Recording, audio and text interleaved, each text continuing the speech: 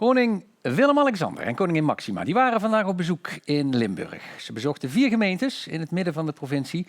En ze gingen onder meer naar de kloosterabdij Lilbos in Echt. Veel enthousiasme vandaag in Lilbos in Echt, waar koning en koningin het Limburgse verleden ontmoeten bij de monniken in de abdij. Dank u voor uw gastvrijheid.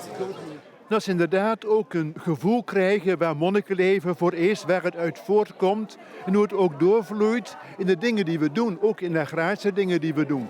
En die agrarische dingen kregen Willem-Alexander en Máxima te zien na hun groet aan het publiek en de wandeling door de abdij. Want Lilbos is ook bekend om de kloostervarkens. Máxima en Alexander kregen een kijkje achter de schermen en mochten onder andere even een biggetje aaien. Nou ja, dat deed ze eigenlijk uit zichzelf. Dus dat vond ze heel erg leuk. Ze zei eigenlijk dat ze dat biggetje nog wel even vast had willen houden. Maar ik denk dat dat niet helemaal paste bij het protocol. Maar een mooie combinatie ook inderdaad met het klooster. Dat weten we hier. Super. Misschien moesten de belangstellenden daarom iets langer wachten. Maar ze werden beloond toen het koningspaar uiteindelijk verscheen. De drukte en het enthousiasme zijn opvallend vandaag bij het bezoek van Willem-Alexander en Máxima aan Midden-Limburg. Dat gold vanochtend voor de ontvangst in Wessem. Het was hetzelfde scenario in Ilkhoven. En zoals u ziet hier achter me bij de abdij in Lilbos is het ook hier ontzettend druk. Waar Willem-Alexander en Máxima dus het abdijklooster bezochten. En met deze bus maakten Alexander en Máxima vandaag de ronde door Ilkhoven, Roermond en Wessem. Waar ze onder meer kennis maakten met de cultuur van de Marketenser.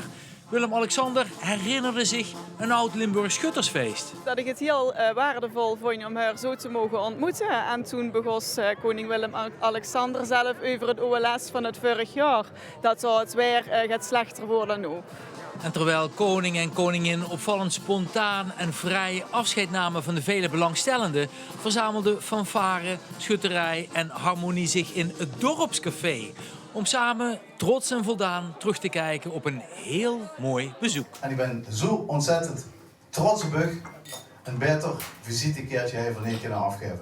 Dankjewel.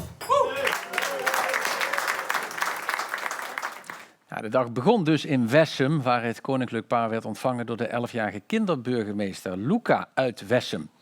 Gisteren was ze nog een beetje ziek van de spanning, maar vandaag gelukkig weer opgeknapt.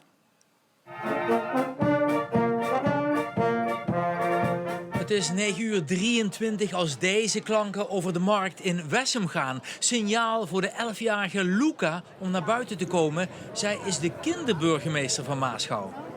Ik mag de koningin een hand geven en haar dan welkom heten en dan haar een bloemetje geven. En ik denk dat het een hartstikke goed initiatief is, omdat je op deze manier niet alleen maar via de kinderburgemeester, maar ook de kinderraad die geïnstalleerd is, ook contact legt met kinderen. En daar zijn ze dan eindelijk.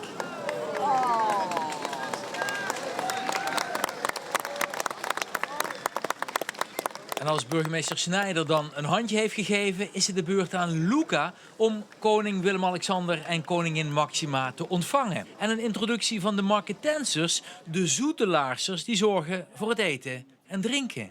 Ja, ze vroeg wat dit allemaal was op de keten en ja, dat. De Marketensers hebben op de vroege ochtend niet alleen hapjes voor het koningspaar. Gezondheid. Er zit ook een elske bij. En uit respect voor de traditie, laten we het zo noemen, doen Máxima en Willem-Alexander graag mee in deze Limburgse traditie. Dank u wel. Heeft u ook al een elske gehad om 10:00 's ochtends? Nee, en die heb ik ook nu niet gehad, dus nee. Geweldig.